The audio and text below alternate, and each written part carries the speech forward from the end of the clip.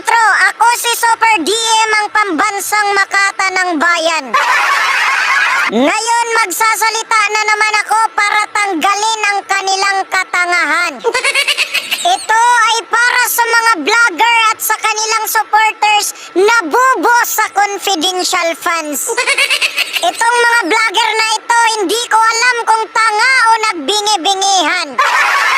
Pati sinasabi ni Marcolita, ba hindi nila maintindihan. Ngayon, si Madam Lini naman ang ating pakinggan. Tinatanong si Madam Lini kung ano ang masasabi niya sa confidential fans. Ano ang sagot ni Madam Lini? Ang sabi niya, before I answer that, I want to clear things first. We are not friends. I don't like Sara Duterte, but I also don't dislike her.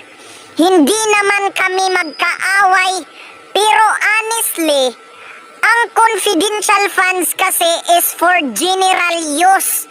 Unlike budget na may specific na na paggagamitan. Ang gusto kasi ng Quadcom is detalyado ang reports ng OBP. Piso by piso, dapat sabihin saan ginamit, hindi po ganun yun. Hindi pwede yung gusto nila, kaso kasi confidential nga yun. O ano, napahiya ba ang mga bangag loyalist? Ang liit ng utak nyo, kayo ang tunay na didilis. Nakabili lang kayo ng mic, sasabihin nyo agad na ako ay isang loyalist. Tapos babanatan nyo ang mga DDS. Kung ako sa inyo, buti pa kayo ay umalis para hindi na kayo ma-stress. O sa mga bangag loyalist, bakit kay Duterte kayo nagagalit? Dahil ba ang passport ay ginawang 10 years? At ang lisensya ginagawang 10 years?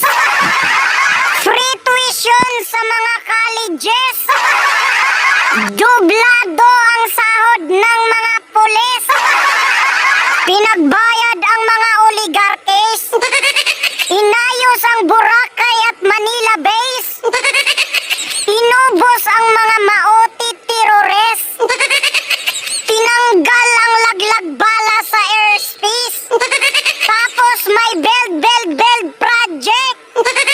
Pinasara ang ABS kasi ayaw magbayad ng buwis? Tapos inubos ang mga adik? Sasabihin nyo, bayad kami? Oo, matagal na kaming bayad hanggang sa aming kaapo-apuhan. Nakikita nyo naman ang magandang proyekto na ating napakinabangan. Sa kanya lahat yan, hindi tulad ngayon, walang nagawa kundi puro nakawan. Kaya ano ang sinasabi ng army? Kung anong mas nakakabuti ng bayan, doon kami. Sumusunod PRRD. Isang go signal mo lang, palagi kaming ready. At eto pa, meron pang nagsabi. Una, hindi nila hawak sa liig ang buong tropa. Pangalawa, mas alam ng enlisted kung ano ang gagawin namin.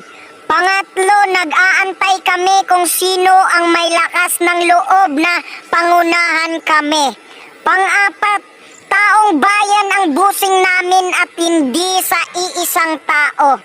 Panglima, marunong kaming tumanaw.